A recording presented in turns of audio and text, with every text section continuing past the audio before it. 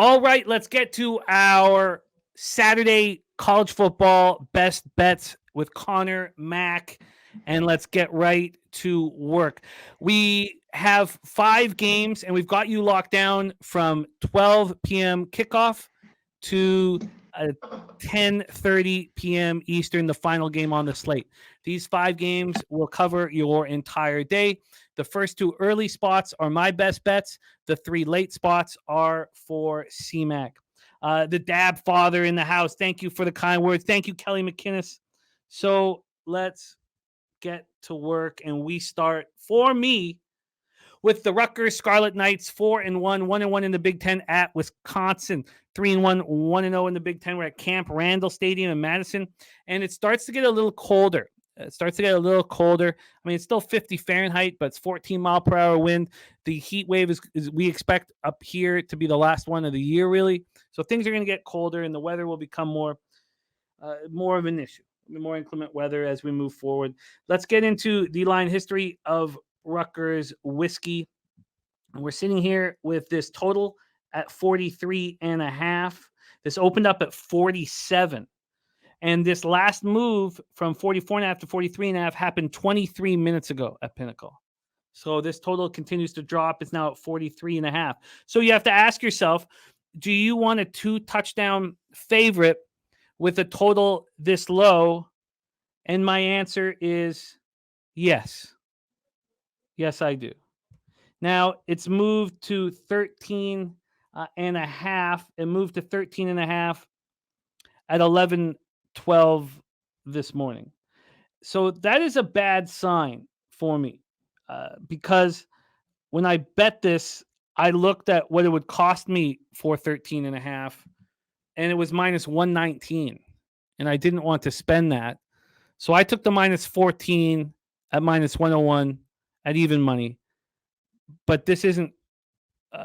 This makes me uncomfortable seeing this move that's happened in the last hour and a half or so. Let's get to the cash flow here for this one. Again, this is the 12 p.m. Eastern start, 9 a.m. on the West Coast, and everybody, according to our info, is on Rutgers. 85% of the tickets and 88% of the cash is on Rutgers. But this line opened at 12.5. It opened up at 12.5, got up to 14, and now we've seen a little bit of buyback. And again, these are Pinnacle openers. On the total, we have 91% of the tickets and 92% of the cash on the under, and we've seen it move from 47 down to 43.5. There's my guy, Ick Schnizzle, in the house. It's great to see you, Ick Schnizzle. Ick. What up, my man? So, after a strong start, which saw the Scarlet Knights win by double digits at home over Northwestern, Temple, and Virginia Tech, Rutgers went into Michigan and lost 31-7 as 24-point dogs. There's no harm in that. It's tough to go over to the big house and play. Last week, they had a gift matchup at home against FCS Wagner, winning 52-3 as 46-point favorites. I've been successfully fading teams after cupcake matchups. Gavin Wimsatt is being decent. He's not making mistakes, but he's not throwing for a lot of yards. He doesn't have weapons surrounding him. And when they play elite level defenses, they have a real struggle moving the ball. On the other side of things, after a tough loss at Washington State, Wisconsin came home and soundly beat Georgia Southern 35-14 as 20.5-point favorites. I think we've seen that Georgia Southern is a good football team. And what Wisconsin does is the same thing that they did to Purdue. They beat Purdue 38-17 on the road as 5.5-point favorites, is they slowly wear these teams down. They are bigger and stronger, and not of all teams, but of these two and of Rutgers. They're going to be teams that can mess with them size-wise, but they slowly wear these teams down, and they dominate second halves. Now they come in off their bye. So that's up to you to say, are they going to be sharp early? I mean, those are up to you as a capper to make those decisions. But Luke Fickell will have them ready to go.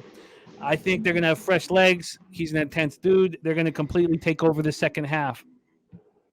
So Tanner Mordecai, the transfer from SMU, he's delivering. Now, you could say, 2 touchdowns, 3 interceptions, averaging 219 yards per game. That's not enough. Look, I get it. But he's smart, and he's a leader, and he's older, and I trust him. In 2021, these teams met. Wisconsin won 52-3. Look, we know Rutgers is a much better football team than they were there. Wisconsin is 4-0 against Rutgers since this series kicked off in 2014. And I am on Wisconsin.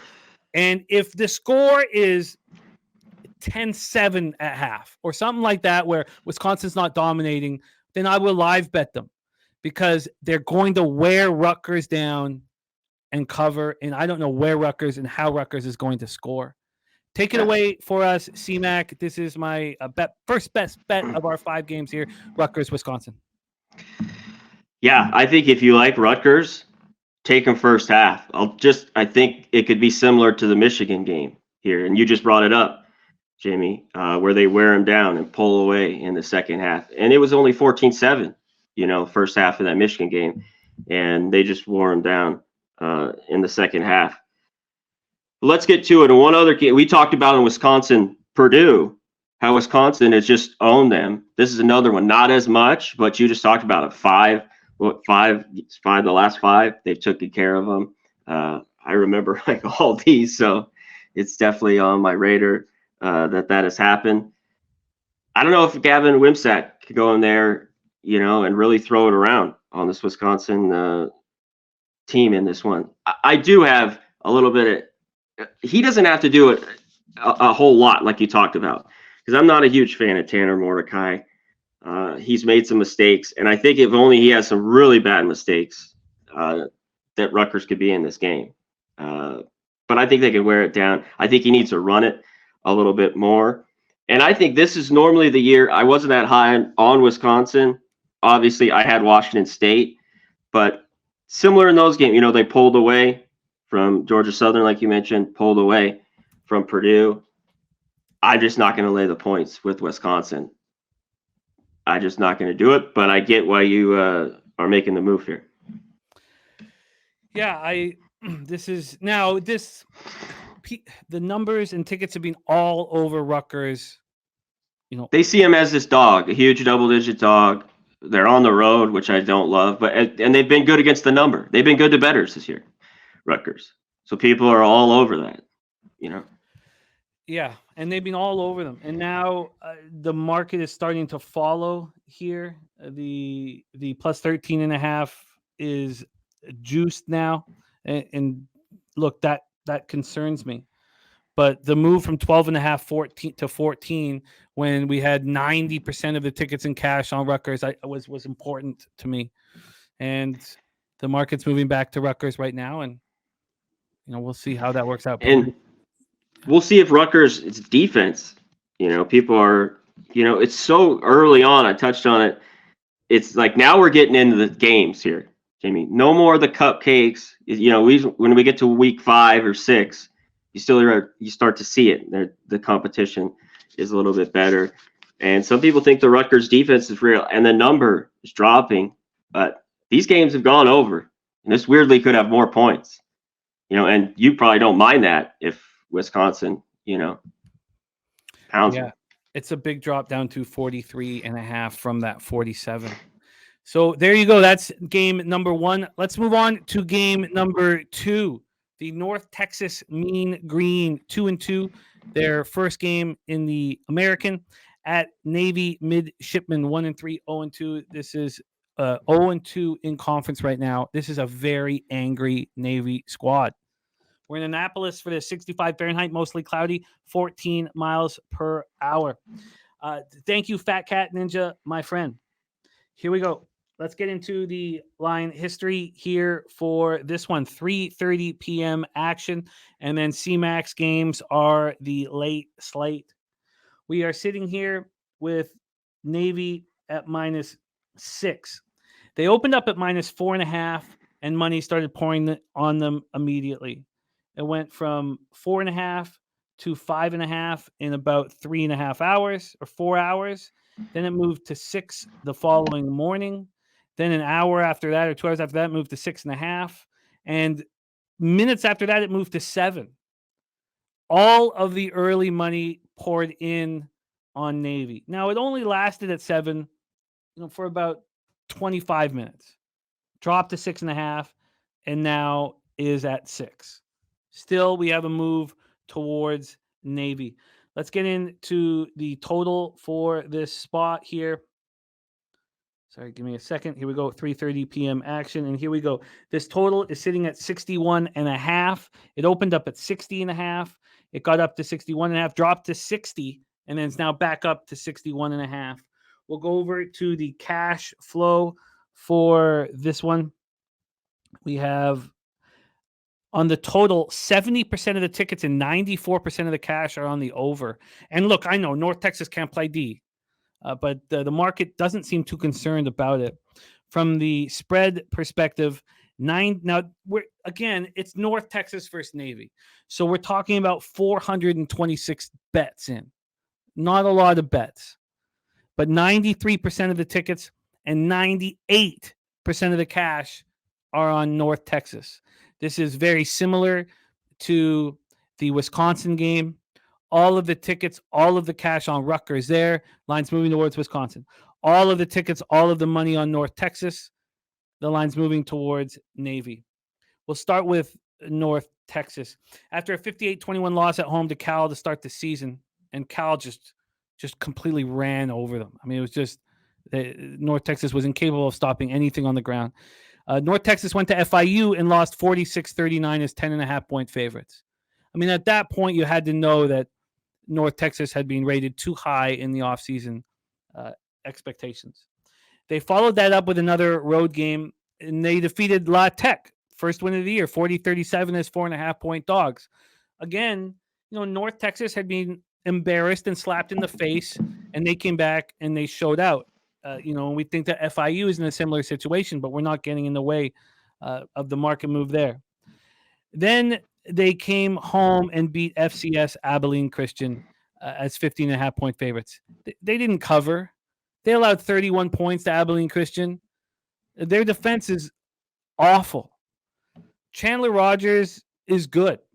7 touchdowns, 1 pick. He's completing 62.2% of his passes. They have 4 different guys that have rushed for over 100 yards. They have a multifaceted running game attack. Adei Ayo is, their leader there. But they have Oscar Attaway. They have receivers in Jamori Macklin and Roderick Burns that are very strong. Nobody's here questioning North Texas's offense. It's their defense that is absolutely atrocious and so vulnerable.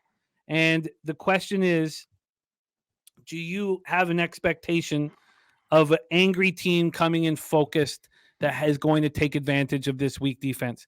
Do you have an angry team that can be capable of slowing down this strong offense? And my answers are yes. I'm on Navy at -6. They've yet to beat FBS competition this year. On September 14th, we saw who they really were when they went to Memphis. They had just played an FCS squad. They won 24-0. I believe it was a Wagner. I can't remember who it was, but they didn't show them anything from the playbook. They kept it all for the Memphis game. The market moved towards Navy before the Memphis game, and they lost 28-24 as 12.5-point dogs. They followed that up with a very disappointing 44-30 loss at home to USF as 4-point favorites. And that was off their bye week.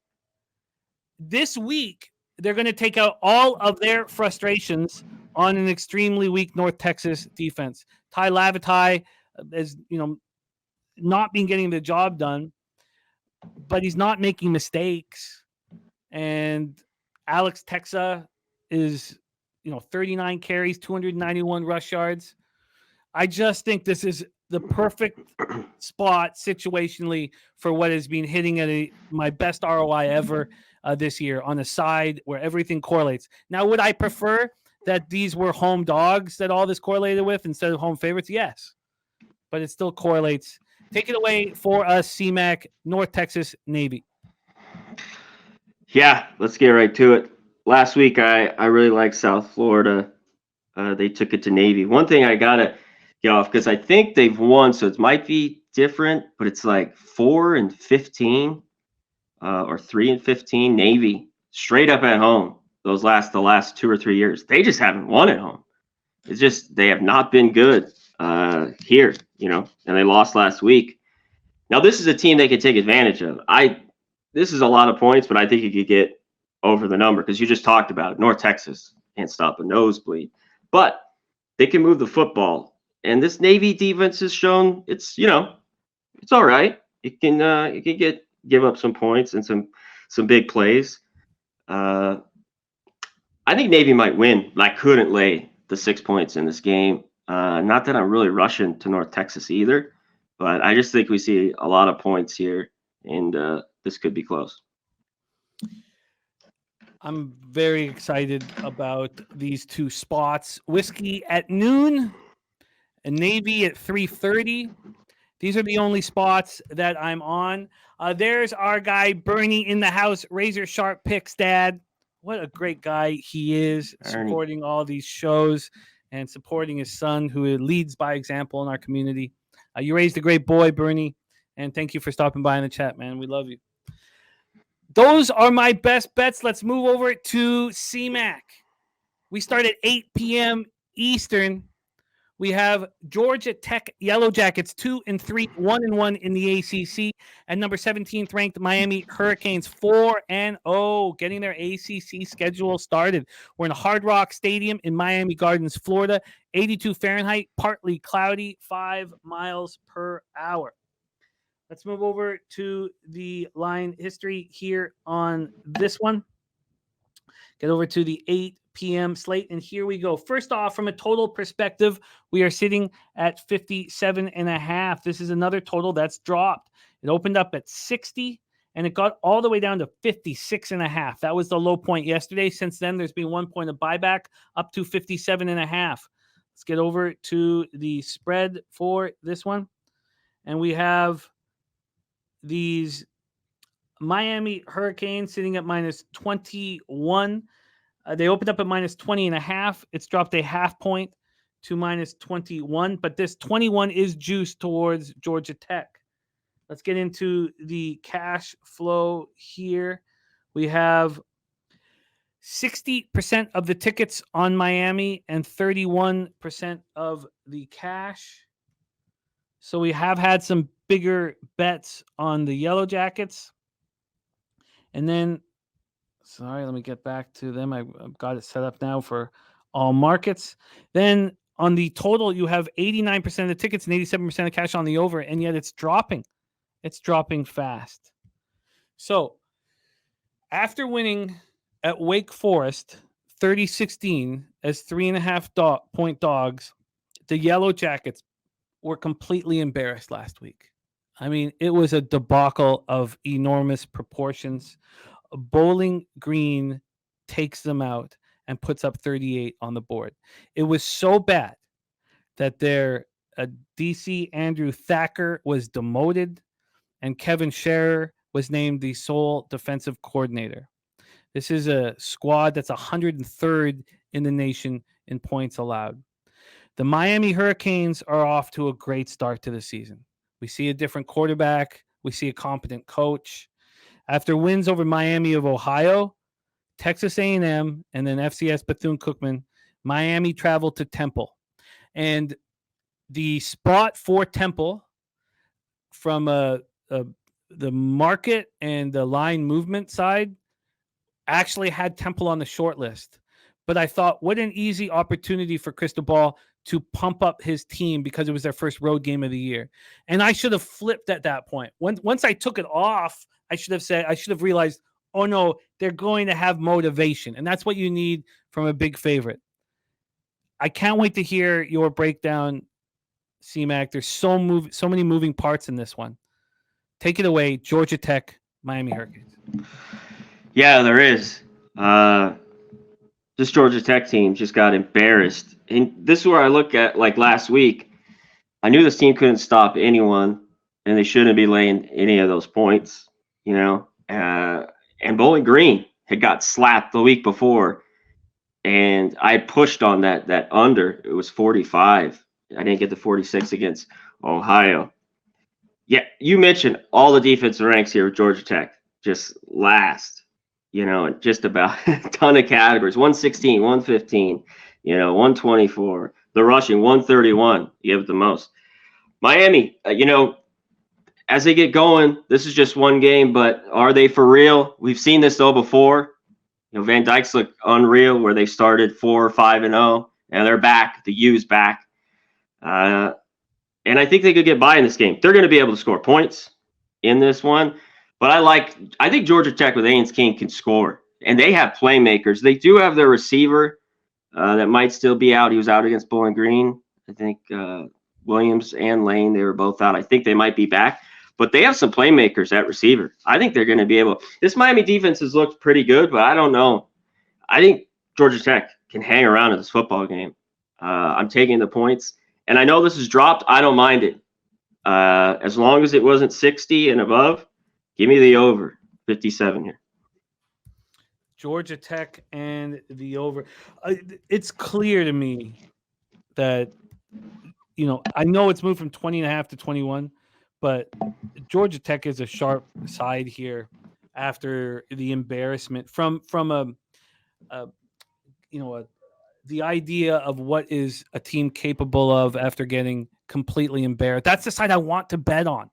And you have it with Georgia Tech. And now you have this Hurricanes team feeling so good about themselves. That motivation factor isn't there.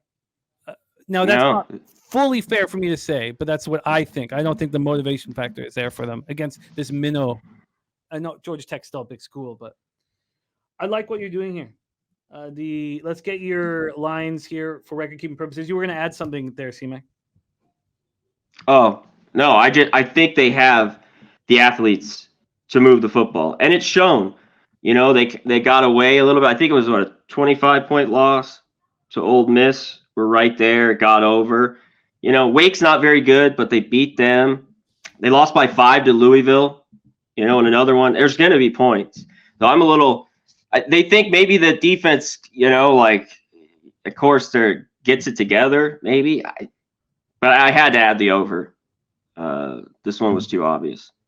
The over 57 flat is available at flat. Yep. And Bookmaker. Perfect.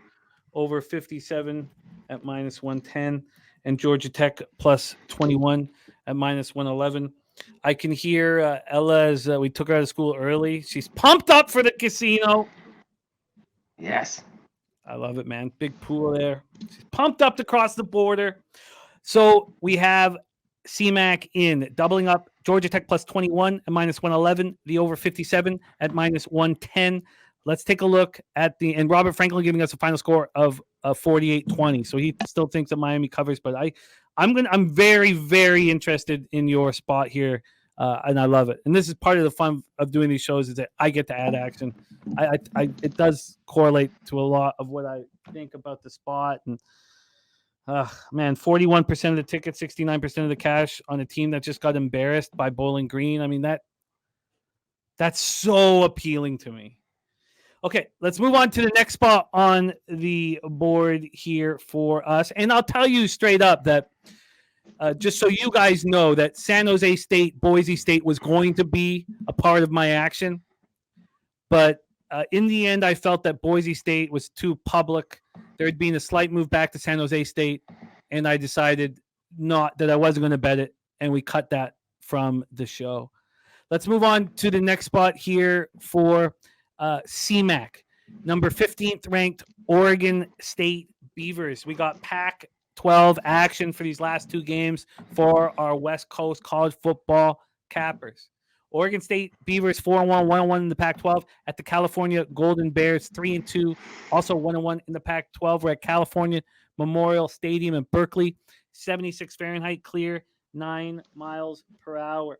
Let's get into the line history here. This total sitting at 51.5. It opened up at 53, a 1.5 point move towards the under.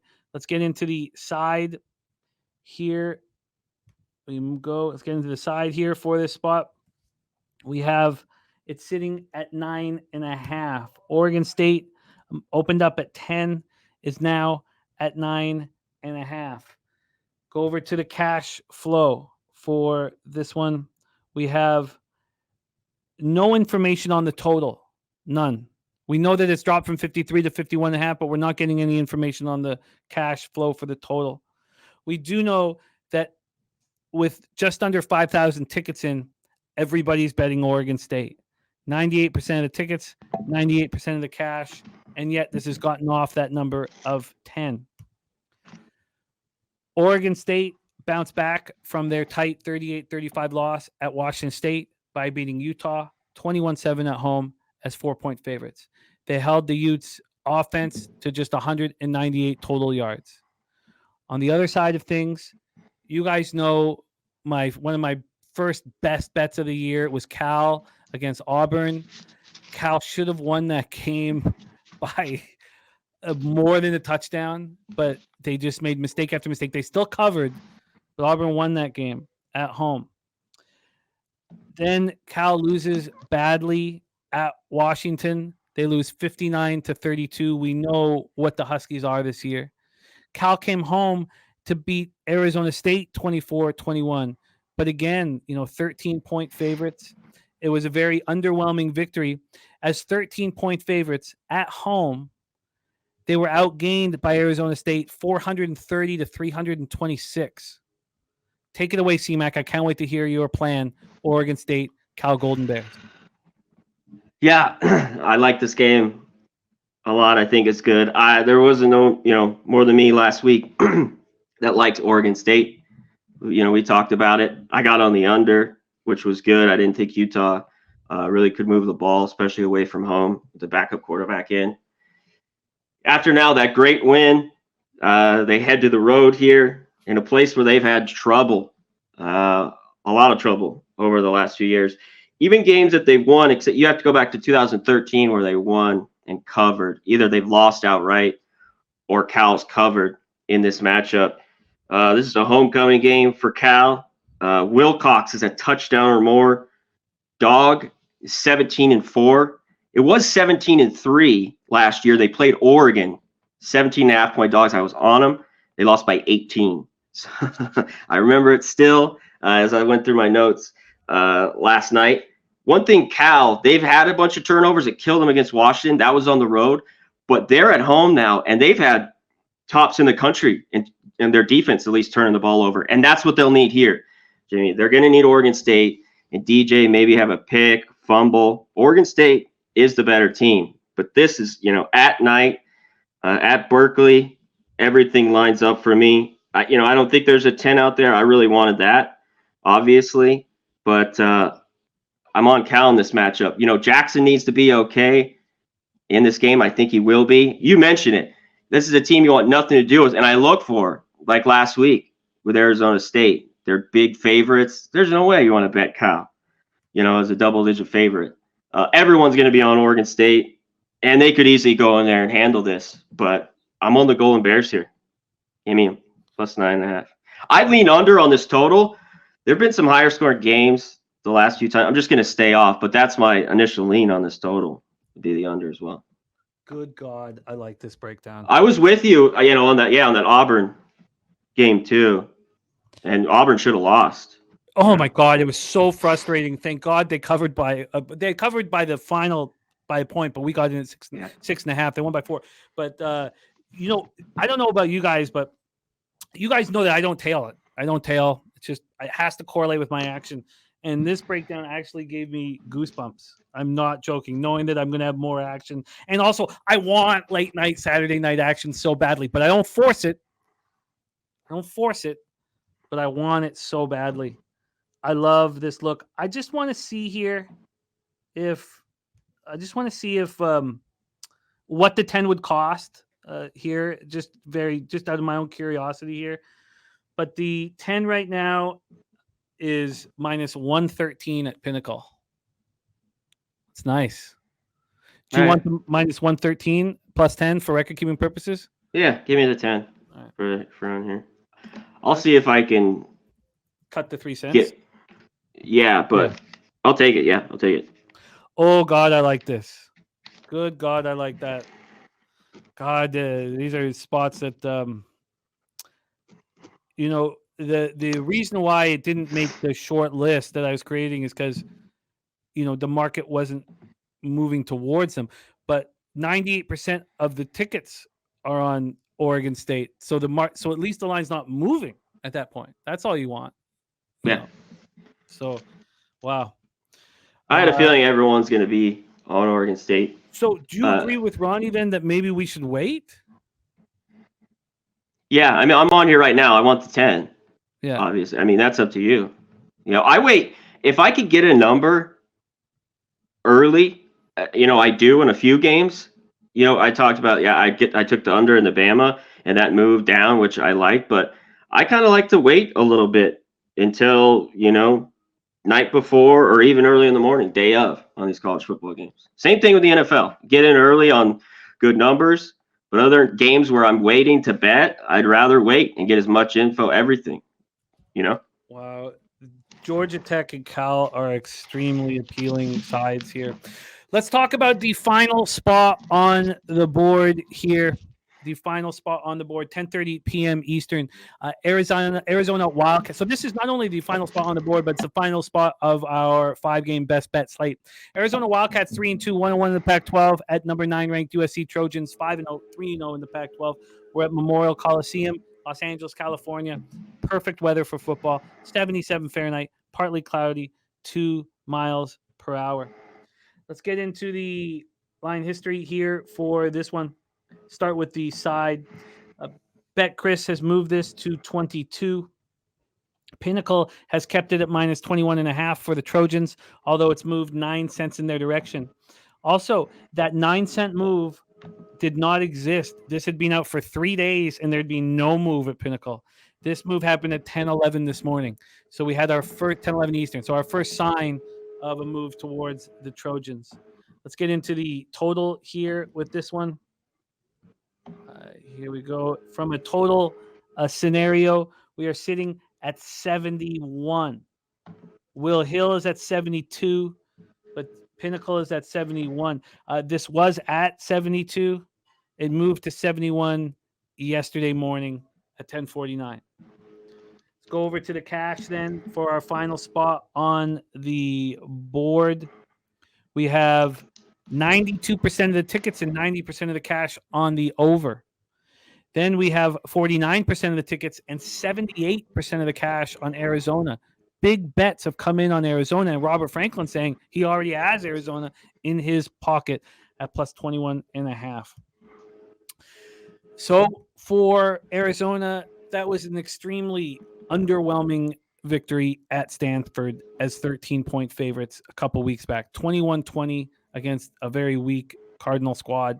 Then they came home to face a very tough Washington team, losing 31-24 as 20-point dogs. That was impressive. USC has also played Stanford. They didn't beat them 21-20. They beat them 56-10. Of course, there's a difference. The Arizona was at Stanford, and USC played them at home. Then USC traveled to Arizona State, beat them 42-28. And then last week, of course, we watched, and it was the showcase game for CMAC and Dabby Cab. USC traveled to Colorado and defeated them 48-21 as 22-point favorites.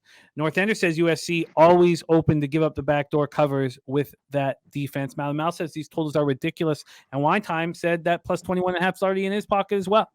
Take it away, CMAC. Wildcats, Trojans, Pac-12 action to close out our Saturday evening.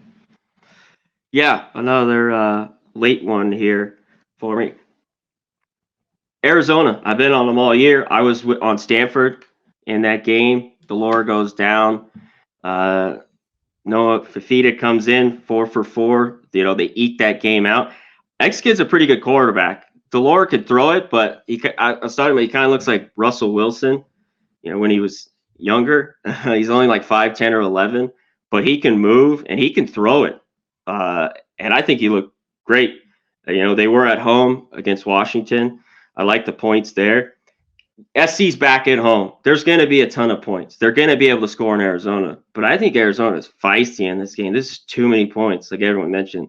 Not only the back door's open, I think it's open. I think they cover this number in this game. Last year at Arizona, 45-37. Arizona's 14-point dogs. 2021, I remember going back to that game. Same. They're 22-point dogs. They lost 41-34. I see just similar. We see fireworks. We see points. This SC defense can't stop really anything. They have real problems there. I get they're at home. They could maybe run away with that if there's a bunch of mistakes made. But even at that, I think, like a couple of people mentioned the back door's open, but I think they're more in this game, Jimmy. So give me the 22 or 21 and a half. That's all you have. No, 22s are available still Yeah, at minus give it to me. 110. Plus 22 at minus 110. Coin was at Folsom Field. Wow. So I was in person for that game that you live streamed on Saturday. Wow. What a special spot that is. Kong's clip note on USC first half and the first half over and the first half team total over. I mean, that's cashed. I bet it. I bet SC overs, team totals, first halves, and I get it. They'll be able to move the ball. This Arizona defense, I think, could make a couple plays. They're not awful, and offensively, I know they can move the ball on this. All the numbers that I showed, they can move it. And look at SC's defense. We're starting to see it after these last few games, Jimmy. They're creeping into the hundreds. 84, 93, 105, 119, especially against the pass. He'll be able to run around. I don't know if Delore goes. I don't think it matters. They're kind of similar, these quarterbacks, but I think they're in this football game. I love your action. What fun bets here from CMAC, all a West Coast late night, Saturday night action that we all crave to have on our card. Love it.